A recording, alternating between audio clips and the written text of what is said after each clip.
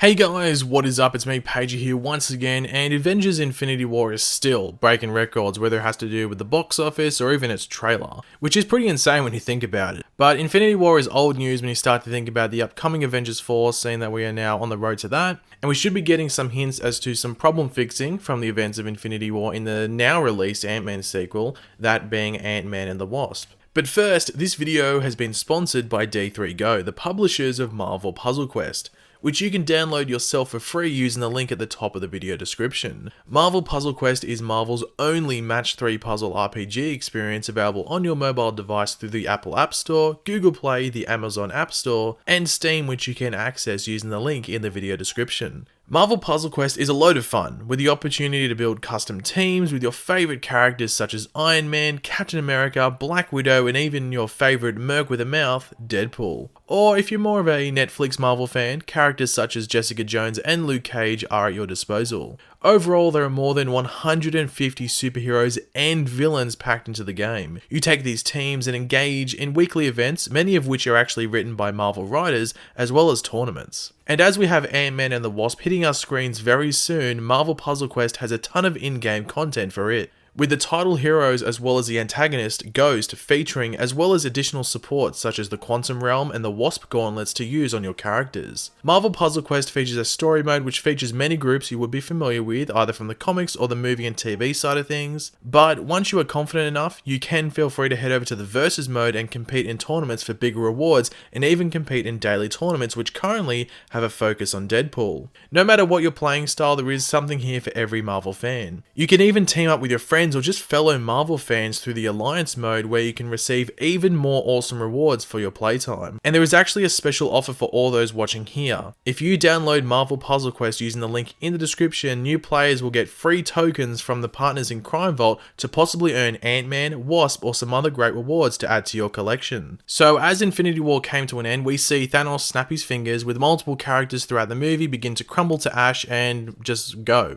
vanish. But obviously a large chunk of those will return, as we know Guardians 3 will involve those Guardians again, and that has been confirmed to be taking place after Avengers 4. And then of course they have already confirmed a Black Panther sequel, and Spider-Man 2 in the MCU begins filming very soon. But how they go about bringing those characters back and reversing what Thanos has done has been a big point of discussion amongst moviegoers. Not even the biggest Marvel fans, just people that went and saw Infinity War, because it made a lot of money, so a lot of comic book or non-comic book fans, might I say, would have seen the movie. And one of the more popular options, and well, more likely options, is that the Quantum Realm will have something to do with it. So at the end of the first Ant-Man film, Scott Lang was forced to alter his suit size regulator to shrink to such a small size that he entered into the Quantum Realm, which is a sort of like microscopic universe that is outside of both space and time. Hank Pym, who was the original Ant-Man, lost his wife, Janet Van Dyne, who was the original Wasp, to the Quantum Realm when she had to alter her suit size regulator to defuse a nuclear missile, which of course we saw take place in the film, or the first film, might I say. Hank Pym just assumed that she had died when she entered the realm, but when Scott was able to return to our normal microscopic world after his quick trip to the Quantum Realm after dealing with Yellow Jacket,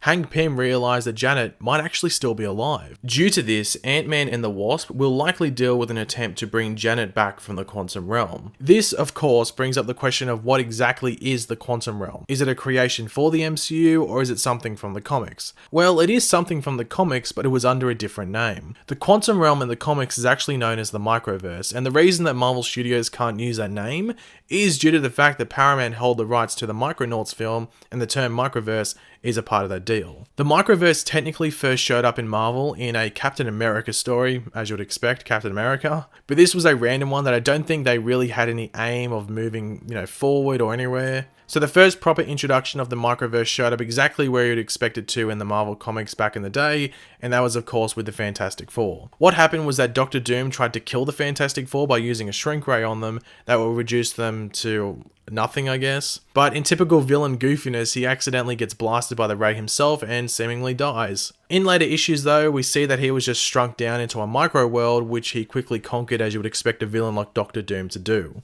After this, Marvel revisited the Microverse every now and then for certain stories, with the most recent big use of the Microverse being when the Avengers rescued Janet Van Dyne from it after her apparent death in Secret Invasion, might I say, which is pretty on par with what we will be seeing in Ant-Man and the Wasp. But in the MCU, the quantum realm is an alternate dimension only accessible through either magical energy, mystical transportation using a sling ring, like we saw in Doctor Strange, where he was also sent through the quantum realm by the Ancient One at one stage in the movie, or the other option by tremendous subatomic shrinking caused by the Pym particles, like we saw in Ant-Man. In the quantum realm, the concept of space and time are believed to be irrelevant. Now, the trailers for Ant-Man and the Wasp have already teased that Hank Pym has built an experimental craft, like a size-changing vessel, with which he can actually explore the quantum realm. And I think we all should know it is certain that he will, succeed in finding Janet, because we've seen goddamn posters of Michelle Pfeiffer in the Wasp suit. But in regards to how it will be used in Avengers 4,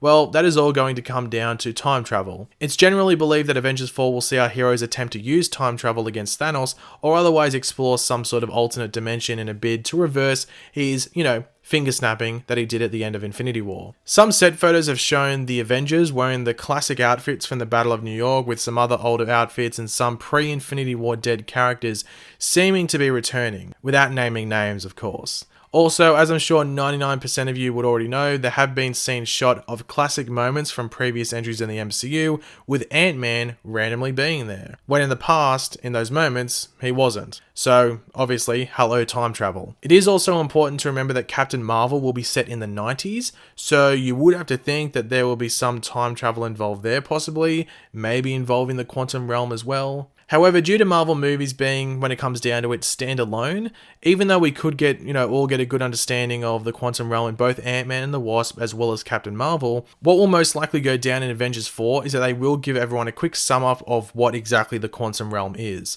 just in case people didn't watch Ant-Man and the Wasp or Captain Marvel, which will be the case for around maybe 50% roughly of the viewing audience. And those films could portray it in different ways, but you would hope that there will be some consistency there, and they will, for the most part, be fairly similar. But thanks for watching, guys. Hopefully you enjoyed the video. If you did, it'd be awesome if you could drop a like on it to show your support. Bringing some MCU content into the channel, as I said I would.